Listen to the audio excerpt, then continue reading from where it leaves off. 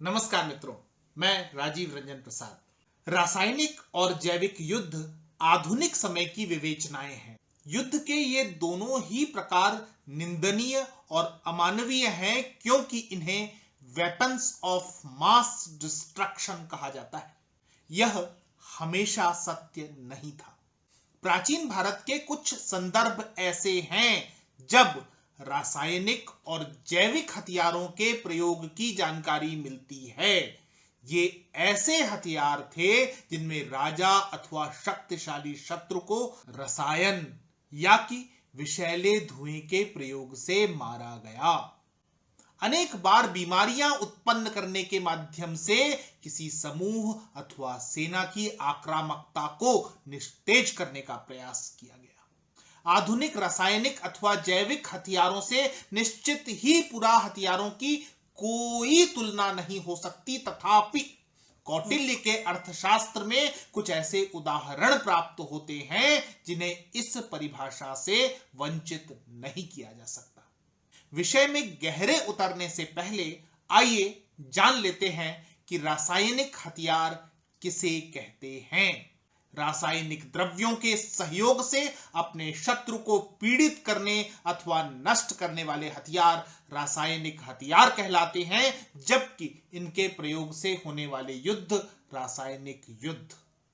इसी तरह जैविक हथियार जीवाणु, विषाणु अथवा फफूंद जैसे संक्रमणकारी तत्वों का उपयोग करना कहलाता है। इनसे होने वाले युद्ध को जैविक युद्ध की संज्ञा दी गई है।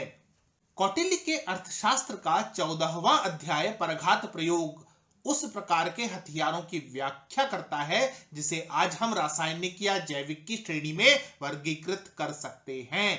इन्हें वेपन्स ऑफ मास डिस्ट्रक्शन के अंतर्गत इसलिए नहीं रखा जा सकता चूंकि जिन रसायनों का प्रयोग है वे तत्समय के ज्ञात गंधक, पारा आदि थे।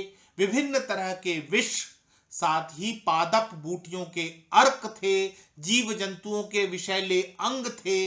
इस प्रकार के वर्णित हथियार जिन्हें चाणक्य औपनिषदिक प्रयोग कहते हैं, घातक थे, परंतु उनकी प्रभाव परिधि सीमित थी।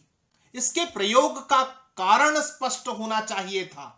चातुर्वर्ण्य रक्षार्थ मौपनिषदिक मधर्मिष्ठेषु प्रयुंजीत, अर्थात चारों वर्णों की रक्षा के लिए राजा को अधर्म से युद्ध कर रहे शत्रु पर औपनिषदिक प्रयोग करना चाहिए। ध्यान देने वाली बात है कि इन हथियारों के प्रयोग को विशेष माना गया और आवश्यक परिस्थिति में ही प्रयोग की बात कही गई है। अर्थशास्त्र के कुछ उदाहरणों से जानते हैं कि कैसे थे प्राचीन भारत के वे रासायनिक जैविक हथियार। कौटिल्य लिखते हैं, चित्रभेक कौडिन्यक कृकण पंचकुष्ट शतपदी चूर्ण मुछिदिकं वली शातकं दिष्म कृकलास चूर्ण गृह गोलिकांधाहिक कृकर्णक पूर्ति कीट गोमारिका चूर्ण भल्लात का वह गुकार संयुक्त प्राणहर में तेषाम वाधूमः, अर्थात भिलावा तथा बकुची के रस में चितकबरा मेंढक, कौंडिन्यक, कृकण जंगली तीतर, कूट के पांचों अंग पंचकुष्ठ और शतपदी कनखजूरा के पूर्ण या कि निर्दिष्ट अंगों के चूर्ण को अथवा दूसरी विधि भिलावा तथा बकुची के रस में ही उच्चिदिंग बिच्छू, कंबली कीड़ा, शतवार कृकलास गिरगिट, गृह गोलिका छिपकली, अंधाहिक दुमई सांप, कृकणक जंगली तीतर, पूत कीट गोमरिका आदि के चूर्ण को डालकर घातक घोल तैयार किया जा सकता है। इस रसायन को खिला देने अथवा जलाकर इसका धुआं फैला देने से शत्रु की मृत्यु निश्चित है। इस उदाहरण में ध्यान देने वाली बात है कि कितने जीवों के जैविक रासायनिक गुणों की यहां चर्चा है। क्या यह सूक्ष्म जीव विज्ञानी या कि पादप विज्ञान के अध्ययन की ओर इशारा नहीं करता है? अर्थशास्त्र में अनेक जीव जंतु पादप बूटियां हैं जिनका प्रयोग कर तरह तरह के प्राणघातक रसायन बनाने की विधि दी गई है। इतना ही नहीं, किस पर कितनी मात्रा में कैसे रसायन का प्रयोग हो, इस पर भी समुचित चर्चा है। यह श्लोक देखें, व्याघातक मूलम भल्लातक पुष्पचूर्ण युक्तम कीट योगो मासिकः कलामात्रम पुरुषाणाम द्विगुणम खराश्वानम चतुर्गुणम हस्तयुष्टाणाम। अर्थात यदि अमलतास की जड़ को भिलावे के पुष्प चूर्ण के साथ उसमें पूर्वोक्त कीट चूर्ण का प्रयोग किया जाए तो यह धीमा विष बन जाता है, स्लो पॉइजन, जो कि 1 माह में किसी के प्राण ले सकता है। इस रसायन को मनुष्य के लिए 1 कला, गर्दर्भ के लिए 2 कला, हाथी ऊंटों के लिए 4 कला प्रयोग में लाया जाना चाहिए। यह प्रयोग भी देखें कि शारिका कापोत बक बला कालंडम कारक्षिपी लक्ष्णुहि क्षीर पिष्टमंधि कर्णमंजन मुदक दूषणम च।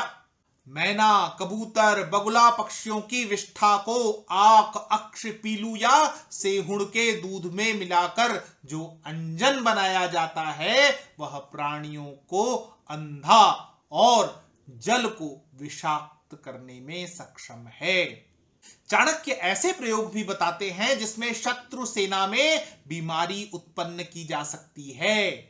वे लिखते हैं, दूषी विष मदन को द्रव चूर्ण मुपजिह्विका योगः मातृवाह कांजलि कार प्रचालक भेकाक्षणि लुक योगो विसूचिका करः। अर्थात औषधियों से शुद्ध किया गया विष, धतूरा और कोदो के चूर्ण को दीमक के साथ मिलाकर फिर मातृवाह पक्षी, अंजलिकार औषधि, मोरपेंच, मेढक, सहजन और पीलू के साथ तैयार किया गया योग हैजा जैसी संक्रामक बीमारी उत्पन्न और प्रसारित करता है।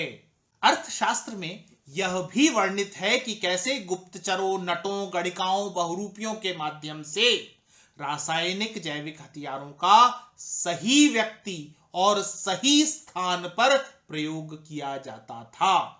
ये परंपरागत हथियार न थे, परंतु साम दाम दंड भेद के दौर में विशेष परिस्थितियों के उत्पन्न होने पर राजा इनका प्रयोग करते रहे होंगे, विशेषकर तब जबकि यह अधिक बलिष्ठ और बड़ी सैन्य शक्ति के साथ आक्रांता से मुकाबला करने का अवसर हो।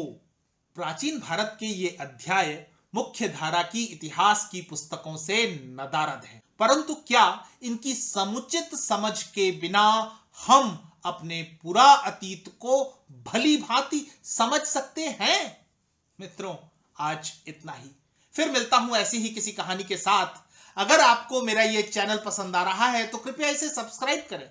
आप इस कहानी को लाइक या शेयर भी कर सकते हैं। नमस्कार।